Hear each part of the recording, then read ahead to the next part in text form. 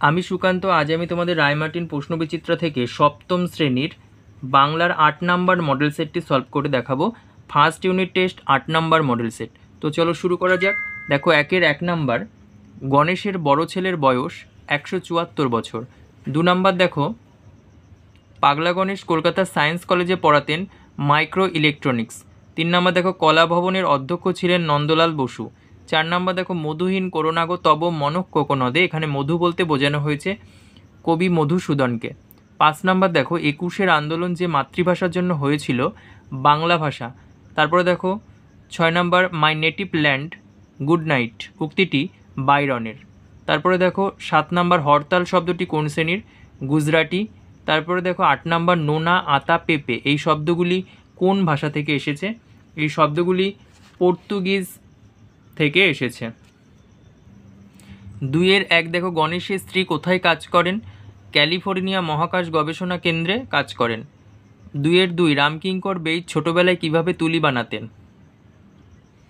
দেখো এটা পড়বে, ছেলেবেলায় রামকিঙ্কর পাড়ার প্রতিমা মিস্ত্রিদের দেখে ছাগলের ঘাড়ের লোম কেটে তা শক্ত বাঁশের কাঠির ডগায় বেঁধে নিয়ে তুলির কাজ চালাতেন। এই পর্যন্ত।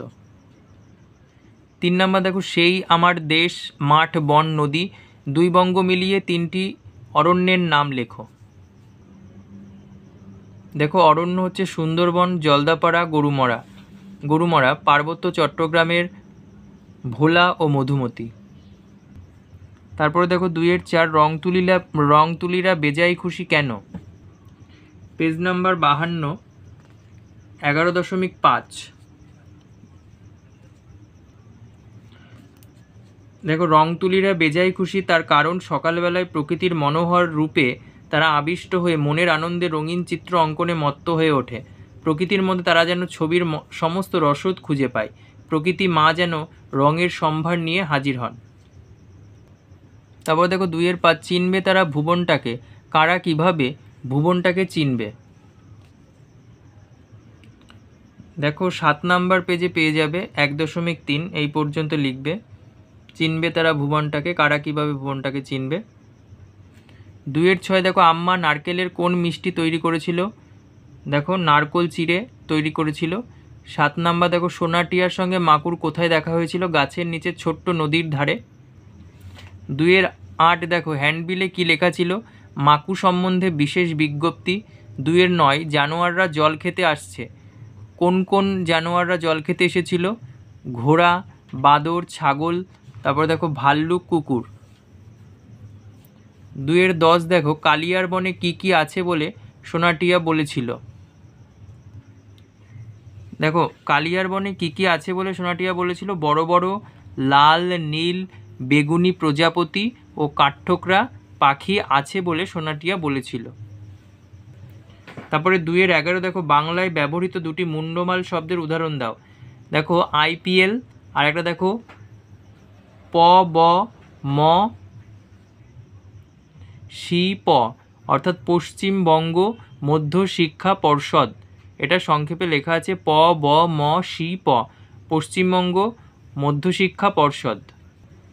তারপর দেখো ২-১২, অর্ধতৎসম শব্দ কাকে বলে? Page number ২৫৯। দেখো অর্ধতৎসম শব্দ এখান থেকে পড়বে, এই পর্যন্ত। তারপর দেখো ২-১৩, দুটি চীনা শব্দের উদাহরণ দাও। দেখো চা, চিনি, লুচি এগুলো চীনা শব্দের উদাহরণ। ২-১৪ দেখো, শঙ্কর শব্দের দুটি উদাহরণ দাও। ২-১৪ নাম্বার, ডাক্তারখানা আর কাজললতা।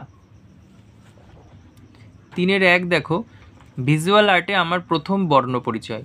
শিল্পী রামকিঙ্করের ছবির সঙ্গে প্রথম বর্ণ পরিচয় কিভাবে হয়েছিল? Page number ৪৪। দেখো ৬ নাম্বার কোশ্চেন এখান থেকে পড়বে, এই পর্যন্ত।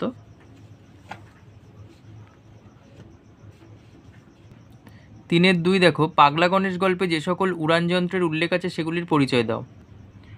২২ পেজে ২ নাম্বার দেখো নিচের দিকে, পাগলা গণেশ গল্পে মাধ্যাকর্ষণ প্রতিরোধী মলম আবিষ্কারের ফলে নানা রকম উড়ানযন্ত্র আবিষ্কারের হিড়িক পড়ে যায়। সেগুলি হলো ডাইনিদের বাহন ডান্ডওয়ালা ঝাঁটার মতো, নারদের ঢেকির মতো, কার্পেটের মতো, কার্তিকের বাহন ময়ূরের মতো সব উড়ানযন্ত্র।